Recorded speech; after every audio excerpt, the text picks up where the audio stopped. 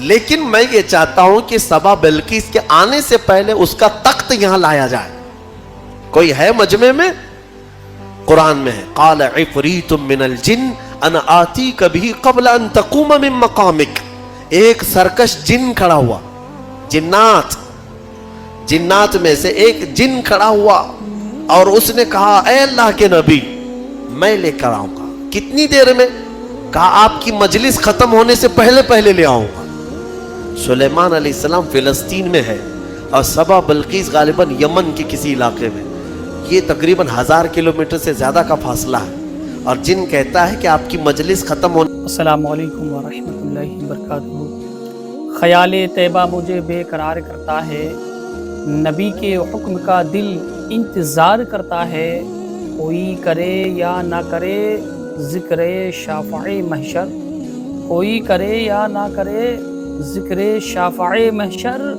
نبی کا ذکر تو پروردگار کرتا ہے.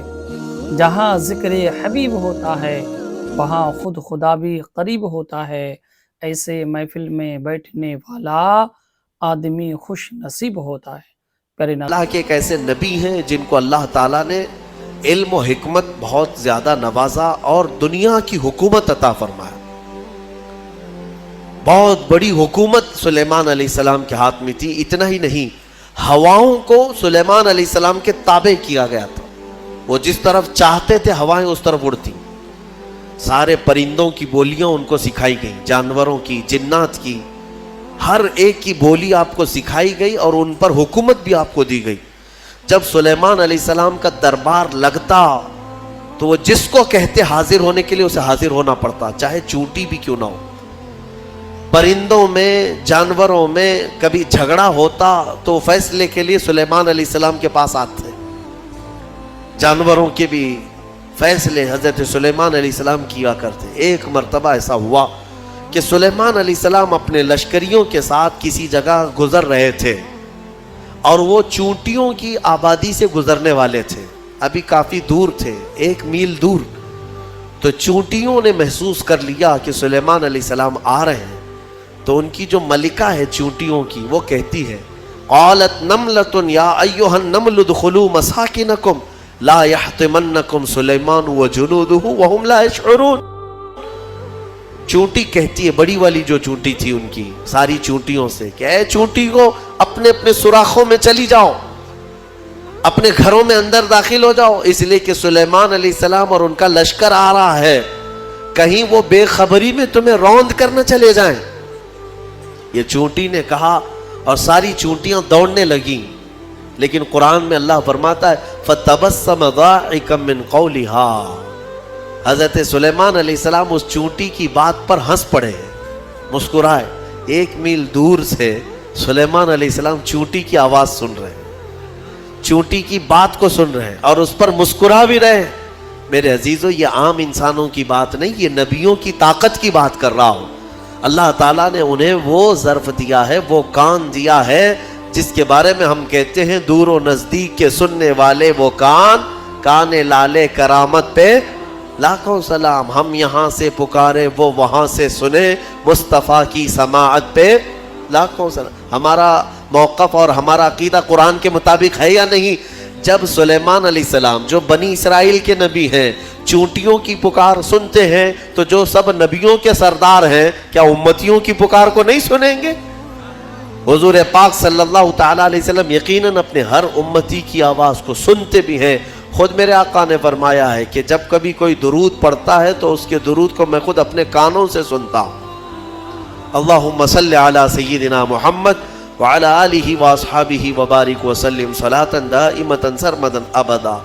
سلیمان علیہ السلام کے ساتھ ایک بار ایسا ہوا کہ آپ کا دربار لگا تھا، سارے لوگ حاضر تھے، جنات بھی ہیں وہاں پر، چرند پرند جانور حیوانات سب حاضر ہیں. سلیمان علیہ السلام سب کی خبر گیری کر رہے تھے. اس میں ایک پرندہ ہدہد نہیں تھا. ہدہد ایک پرندہ ہے، اونچی اڑان اڑتا ہے، بہت تیز اڑتا ہے. سلیمان علیہ السلام نے دیکھا اور پوچھا کہ یہ ہدہد پرندہ غائب ہے، کہاں ہے؟ سارے تو حاضر ہو گئے، وہ نہیں آیا. فقال ما لی لا اری الہدہد. حضرت سلیمان علیہ السلام کہتے ہیں کیا ہوا ہے ہدہد کو؟ یہاں میں نہیں دیکھ رہا ہوں اس کو، کہاں گیا؟ لَأُعَذِّبَنَّهُ عَذَابًا شَدِيدًا أَوْ لَأَذْبَحَنَّهُ أَوْ لَيَأْتِيَنِّي بِسُلْطَانٍ مُبِينٍ، اگر وہ اس کے بعد آئے گا سخت سزا دوں گا، یا تو اس کو ذبح کر دوں گا، یا تو پھر کوئی معقول وجہ لے کر کے آئے، کوئی عذر ہونا چاہیے کہ محفل میں کیوں نہیں آیا، وہ نبی کی محفل ہے۔ تھوڑی دیر گزری تھی، اس کے بعد ہدہد آ گیا اور پھر اس کے بعد حضرت سلیمان علیہ السلام کے پاس آ کر اپنی خبر دینے لگا۔ کیا؟ وہ کہتا انی وجدت امرأۃ تملکہم وأوتیت من کل شیء ولہا عرش عظیم۔ اے اللہ کے نبی، میں جو غائب تھا اس کی وجہ یہ ہے کہ میں اڑتے اڑتے ایک ایسے ملک میں پہنچ گیا جہاں میں نے دیکھا کہ ایک خاتون لوگوں پر حکومت کر رہی ہے، ایک لیڈی حکومت کر رہی ہے۔ وہ عورت، اس کو اللہ تعالیٰ نے بہت مال و دولت سے نوازا ہے، مردوں پر وہ حکومت کر رہی ہے۔ وجدتها وقومها يسجدون للشمس، لیکن وہ کہتا ہے ہدہد، اس کی بات تو یہ ہے کہ میں نے اس کی قوم کو اور اس کو دیکھا کہ وہ سورج کی عبادت کرتے ہیں، اللہ کو چھوڑ کر سورج کی عبادت کرتے ہیں۔ پتہ یہ چلا کہ پرندوں کو بھی عجب لگتا ہے کبھی کوئی اللہ کے علاوہ دوسرے کی عبادت کرے۔ ہاں، یہ پرندے بھی ان پر لعنت بھیجتے ہیں، کہاں کہاں جھک رہے ہو تم؟ اللہ رب العزت جس نے پیدا کیا، سارے پرندے اگر کسی کی تسبیح بیان کرتے ہیں تو رب ذوالجلال کی۔ قرآن میں اللہ نے فرمایا وَإِن مِّن شَيْءٍ إِلَّا يُسَبِّحُ بِحَمْدِهِ، کوئی چیز دنیا میں ایسی نہیں جو اللہ کی حمد اور تسبیح نہ کر رہی ہو، وَلَكِن لَا تَفْقَهُونَ تَسْبِيحَهُمْ، ہاں یہ اور بات ہے کہ تم ان کی تسبیح کو سمجھ نہیں پاؤ گے۔ اگر کوا کائیں کائیں کر رہا ہے تو تمہیں کائیں کائیں لگے گا، لیکن وہ اللہ کی حمد بیان بھی کر رہا ہے، اسے سبحان بھی کہہ رہا ہے۔ تو پرندوں کو بھی عجب لگتا ہے جب سورج کے پرستشوں پجاریوں کو دیکھیں اور آگ کی پوجا کرنے والوں کو دیکھیں تو پرندوں کو بھی تعجب لگتا ہے۔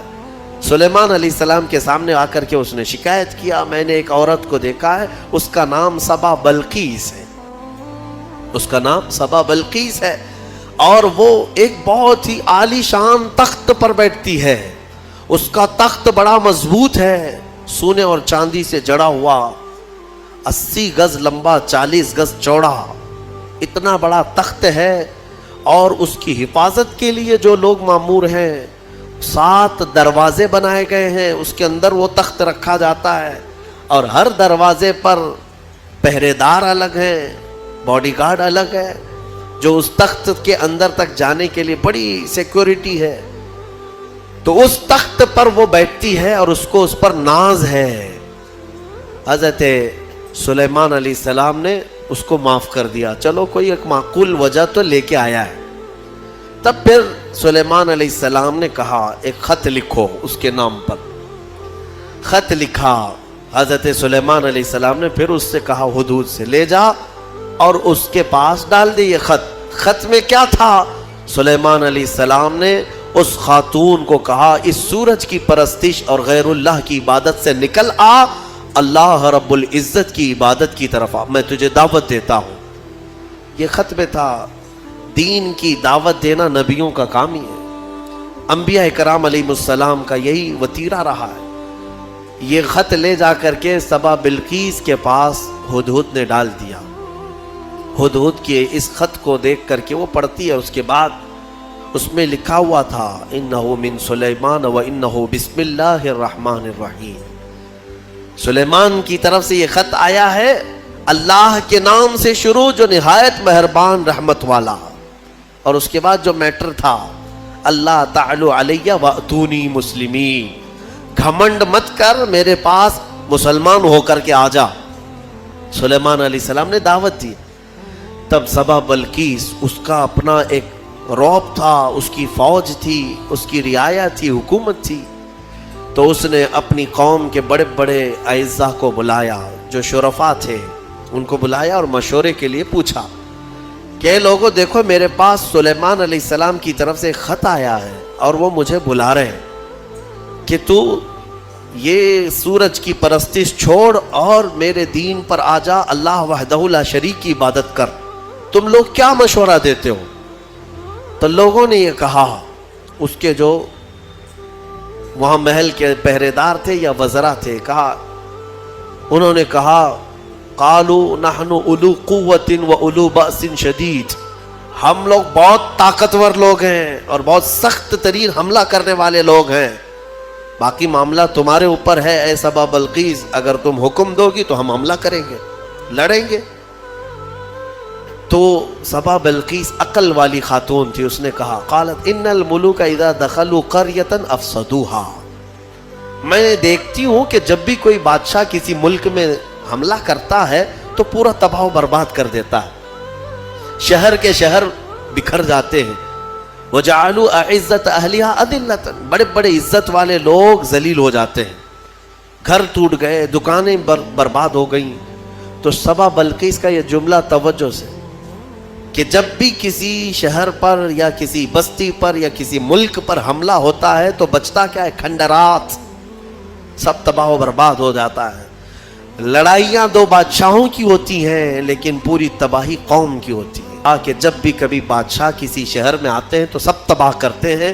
میں یہ کام کرتی ہوں کہ کچھ ہدیے, تحفے, مال سلیمان علیہ السلام کے ہاں بھیج دیتی ہوں. اگر وہ مال کے لیے ہی کر رہے ہیں تو یہ ہدیے لے کر کے چپ بیٹھ جائیں گے, خاموش ہو جائیں گے, ٹیکس لے لیں گے میرے سے, لڑائی نہیں کریں گے اور نہ ہی مجھے دین کی دعوت دیں گے. تو بہت سارے قیمتی تحفے دے کر کے بلقیس نے بھیجا سلیمان علیہ السلام کے پاس. وہ لوگ لے کر کے آئے, کہا ہماری ملکہ نے آپ کے حوالے کیا ہے. حضرت سلیمان علیہ السلام نے دیکھا, کہا ارجع الیہم, لے جاؤ اپنی ملکہ کے پاس یہ واپس, اس سے کئی گنا زیادہ اچھا مال میرے مولا نے مجھے دیا ہے. تمہاری ملکہ, تمہاری خاتون مجھے مال سے خریدنا چاہتی ہے, لے جاؤ. دین کی دعوت ہم نے مال کے لیے نہیں دی, یہ واپس لے جاؤ. اور اگر اس کا ارادہ نہیں ہے, ہم ابھی آ رہے ہیں اپنا لشکر لے کر کے, ایسا لشکر لے کر کے آئیں گے کہ نہ پہلے کبھی تم نے سنا تھا نہ بعد میں کوئی سنیں گے. اور اس کے بعد جب ان لوگوں کو پلٹا دیا واپس, پھر سلیمان علیہ السلام نے اپنے ہی مجمع میں پوچھا کہ یہ تو گئے واپس, اپنی ملکہ کو کہیں گے تو وہ آئے گی ضرور, آئے گی ضرور, لیکن میں یہ چاہتا ہوں کہ سبا بلقیس کے آنے سے پہلے اس کا تخت یہاں لایا جائے. کوئی ہے مجمع میں؟ قرآن میں ہے, قال عفریت من الجن انا آتیک بہ قبل ان تقوم من مقامک. ایک سرکش جن کھڑا ہوا, جنات میں سے ایک جن کھڑا ہوا اور اس نے کہا اے اللہ کے نبی میں لے کر آؤں گا. کتنی دیر میں؟ کہا آپ کی مجلس ختم ہونے سے پہلے لے آؤں گا. سلیمان علیہ السلام فلسطین میں ہے اور سبا بلقیس غالباً یمن کے کسی علاقے میں. یہ تقریباً 1000 کلومیٹر سے زیادہ کا فاصلہ ہے, اور جن کہتا ہے کہ آپ کی مجلس ختم ہونے سے پہلے میں لاؤں گا. ہماری تفسیر کی مجلس چل رہی, کتنی دیر چلے گی؟ یا سلیمان علیہ السلام کی مجلس ہوگی دن بھر چلے, آدھا دن, پاؤ دن, گھنٹہ.